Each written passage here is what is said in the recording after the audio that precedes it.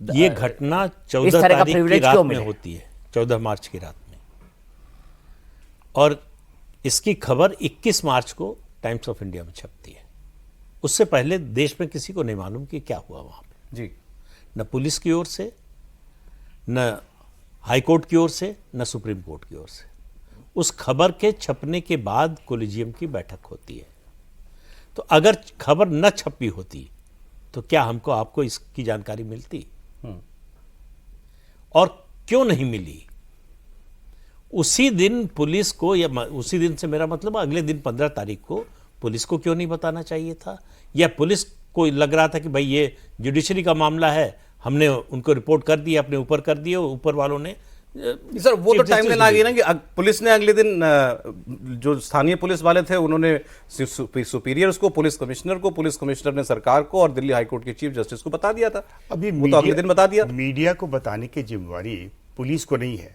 जो कुछ भी तो आम जनता को चाहिए इंफॉर्मेशन, अगर कोई ऐसी चीज़ हुई तो वो तो आप जरूर बताएंगे, लेकिन ऐसी जो सेंसिटिव चीज़ें हैं, आप ये मानते हैं कि ये सेंसिटिव चीज़ है, तो इसमें सबसे बढ़िया होता है कि आप जो नॉर्मल प्रोसीजर होता है, जो जुडिशल प्रोसीजर होता है, उस हिसाब से आप चलें।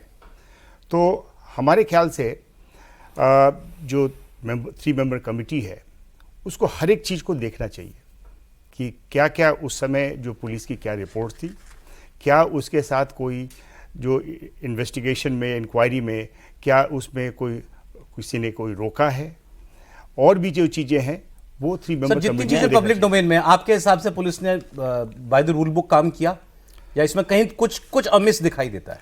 चूंकि हमारे पास पूरी इंफॉर्मेशन नहीं है, जैसे मैंने बताया कि जो इंफॉर्मेशन लेने में मुझे जो थोड़ी सी डिफिकल्टी हुई, तो उस बेसिस पे मैं यही कह सकता हूं कि मैं अपनी फाइनल कोई वर्डिक्ट नहीं दे सकता है, अपनी फाइनल ओपिनियन नहीं दे सकता, लेकिन जो कुछ भी सामने आया है बाय एंड लार्ज ठीक है, पुलिस ने ठीक काम किया। एक सवाल, मैं बार बार वहीं आ रहा हूं सर, ये आप इस जरा इस परिस्थिति पर आप हंसें कि रोएं। देखिए, ये कहा गया कि चीफ जस्टिस ऑफ इंडिया ने ये कहा, chief justice of Delhi high court को, कि आप जस्टिस यशवंत वर्मा से पूछिए कि आपके घर के अंदर जले हुए नोट मिले, उसका वीडियो मैं दे रहा हूं आपको, और वो उनसे पूछिए कि इसके बारे में आपको क्या कहना है, और उनसे पूछिए कि ये पैसा कहां से आया, इसका सोर्स क्या है। ये रिटन क्वेश्चंस हैं जो chief justice of Delhi high court ने जस्टिस यशवंत वर्मा से पूछे, राइटिंग में पूछे हैं। मैं अपने मन से कुछ नहीं बता रहा हूं कि इस पर, ये जले हुए नोटों पर आपको क्या कहना है और इसका सोर्स क्या है, जिस पर जस्टिस यशवंत वर्मा ने अगेन अपने रिटन रिप्लाई में उनको यह बोला है कि सर मुझे पहले यह बताया जाए कि नोट हैं कहां। वो पूछ रहे हैं कि नोट कहां हैं। जब मैं कमरे में गया अगले दिन दिल्ली लौटने के बाद, तो कमरे में नोट नहीं थे। रात को जब आग लगी, वहां पर मेरा परिवार और मेरा स्टाफ मौजूद था। आग बुझाने के बाद दिल्ली पुलिस ने और फायर की टीम ने हमें वहां अंदर कोई जले हुए नोट नहीं दिखाए, रात को दिखाई नहीं, अगले दिन मुझे मिले नहीं। आप मुझे वीडियो दिखा रहे हो, तो नोट कहां चले गए? तो जादू हो गया दिल्ली में, तो जादू हो गया सर। वो तो होता है, BMW कार जो है ट्रक में बदल जाती है अदालत में पहुंचते पहुंचते, तो ऐसे जादू तो बहुत देखे हैं हम लोगों ने। लेकिन सवाल मेरा तो ये कहना है कि भाई पुलिस ने या तो लापरवाही की, अपनी ड्यूटी नहीं निभाई, या दबाव था पुलिस पर। दो में से एक चीज जरूर है। आप क्या, क्यों? इसलिए कि भाई बेसिक सी चीज है, ये हम नहीं मानते कि ये जस्टिस वर्मा के पैसे थे या उन्होंने रखे थे, किसी ने रखे थे। वहां आग लगी, जले हुए नोट मिले, तो इनकम टैक्स को इन्फॉर्म किया जाना चाहिए था। वो पहले भी मैंने कहा, केस प्रॉपर्टी थी, उसको छोड़कर पुलिस कैसे आ सकती है?